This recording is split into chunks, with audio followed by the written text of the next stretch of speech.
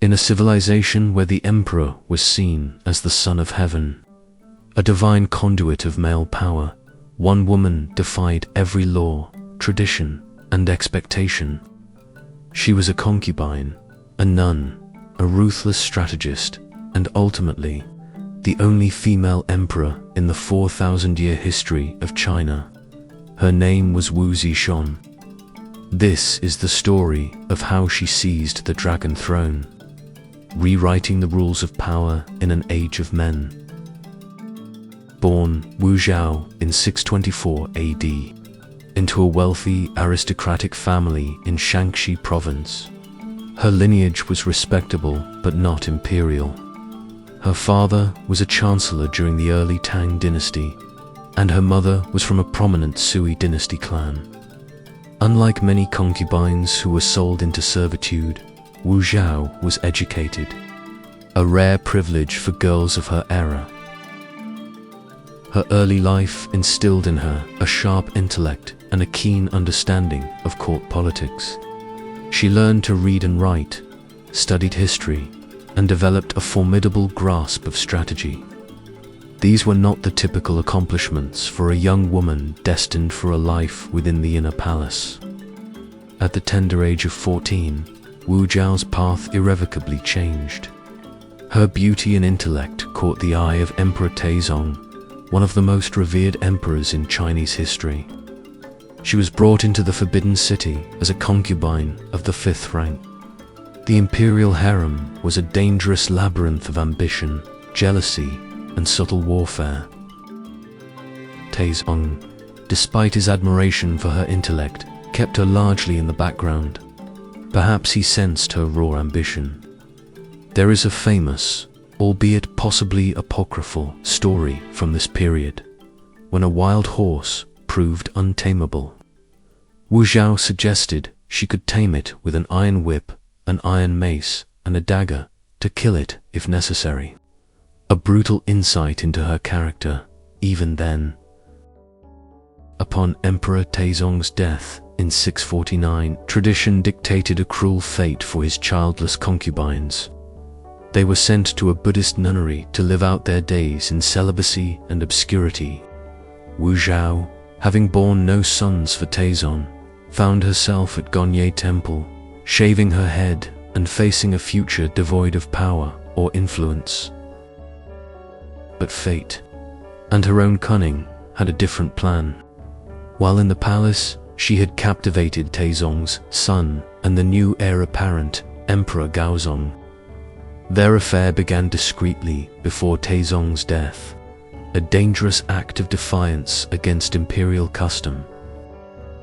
Gaozong, already married to Empress Wang, visited Gonyea Temple, ostensibly to mourn his father. His true purpose, however, was to reunite with Wu Zhao. Moved by her beauty and intellect, and perhaps influenced by his own discontent with Empress Wang, Gaozong brought her back to the palace. This act shattered tradition and set the stage for one of history's most audacious power plays. Her return was not celebrated. The palace was a nest of vipers, with Empress Wang and her rival, Consort Xiao, formidable opponents. Wu Zhao understood the game. She had to eliminate her rivals, and she had to do it with ruthless precision. Part 2. The Ascent to the Phoenix Throne. Zhao's re-entry into the palace was fraught with peril, but she was no longer a naive girl. She systematically dismantled her rivals. She first aligned herself with Empress Wang, subtly undermining Consort Zhao. Then, with Zhao weakened, she turned on the Empress herself. The most infamous accusation against her involves her own newborn daughter.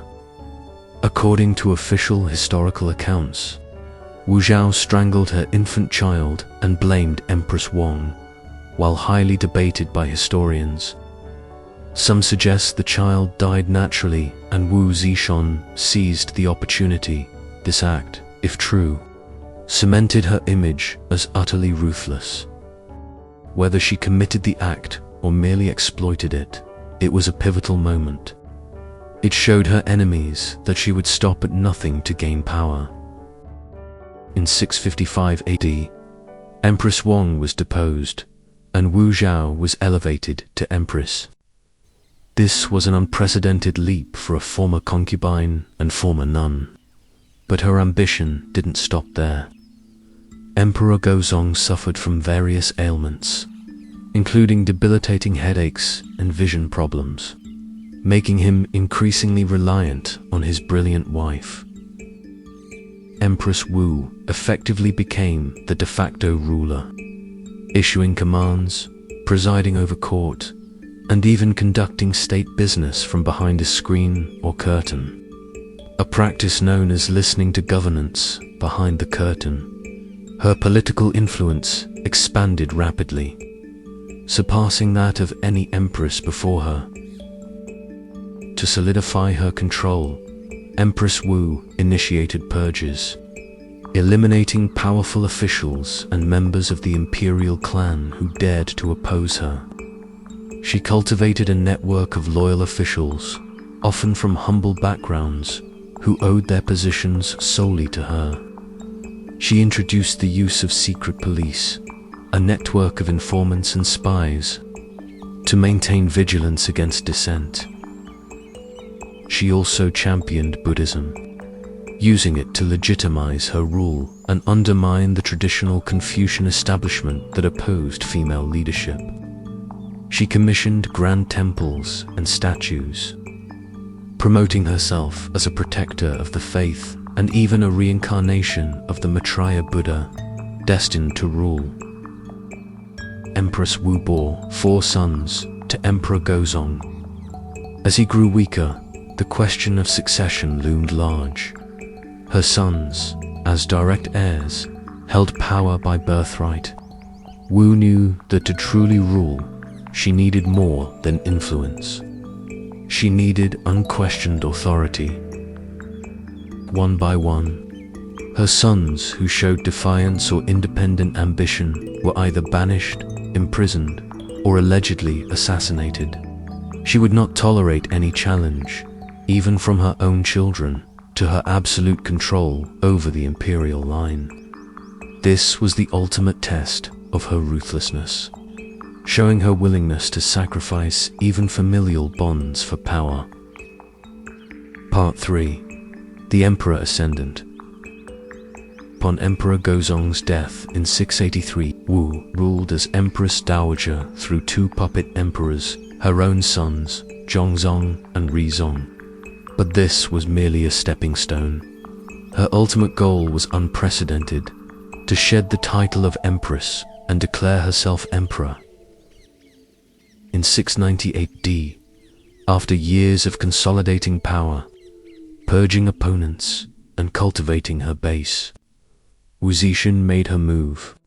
She deposed her son, Emperor Taizong, and proclaimed the establishment of her own Zhou dynasty, interrupting the Tang dynasty for 15 years. This was an act of audacious defiance against millennia of patriarchal tradition. Despite the controversial nature of her ascent, Wu Zetian's reign as emperor was remarkably stable and prosperous. She was an exceptionally capable administrator. She expanded China's borders, reformed the imperial bureaucracy, and promoted capable officials based on merit through the imperial examination system. Rather than aristocratic birth, she was a patron of the arts, literature, and Buddhism. Her era saw a flourishing of poetry, sculpture, and intellectual thought. She maintained a strong and disciplined military, successfully defending China's vast borders and projecting its power. She wasn't just a usurper, she was a builder. However, her reign was not without its darker aspects. Her use of secret police and brutal purges of perceived enemies continued. She faced accusations of extravagance and favoritism towards male consorts later in life. Posthumous Confucian historians, almost exclusively male, painted her as a tyrannical usurper. a morally depraved woman whose power was unnatural and illegitimate. Her very existence as a female emperor challenged the deeply ingrained patriarchal foundations of Chinese society. Her story became a cautionary tale for centuries, a warning against female ambition and political power. Yet, her achievements were undeniable.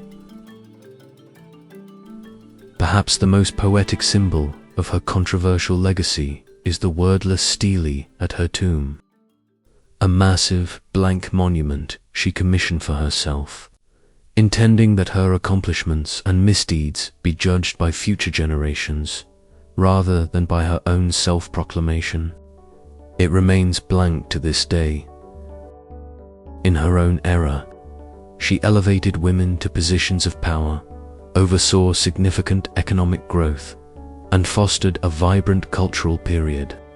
She proved that a woman could rule an empire, not just as a regent or a figurehead, but as its sole and absolute emperor. Her very existence shattered gender barriers in a way no other figure in Chinese history ever would again. Part 4. Enduring Impact and Final Thoughts. Wu Zetian ruled for 15 years as emperor, but by 705 AD, at the age of 80, her health was failing. Her grip on power began to weaken, and the court, tired of her long and often brutal reign, finally made its move. A coup d'état by officials loyal to the Tang dynasty forced her to abdicate in favor of her son, Zhongzong, restoring the Tang dynasty to power. She died shortly after, buried alongside her husband, Emperor Taizong. Her name was nearly erased from history by subsequent male historians, but her impact was too profound to be forgotten. She left behind a stronger, more centralized empire and an indelible mark on the psyche of China. Wu Zetian's story is not just a tale of power, but a complex study of human ambition. Was she a villain, a tyrant who ruthlessly eliminated anyone in her path? Or was she a visionary leader, forced to play by brutal rules in a man's world, creating stability and prosperity through sheer force of will? Modern historians are increasingly reevaluating her legacy, recognizing her as a highly capable and effective ruler whose gender was her greatest weapon and her greatest burden. She broke the bronze ceiling, showing that the mandate of heaven was not exclusively male. Her reign, though brief, proved that a woman could not only govern, but could lead China through a period of immense growth and cultural flourishing. She remains one of history's most compelling and controversial figures, a true phoenix of power, whose lives in time continue to spark debate and awe.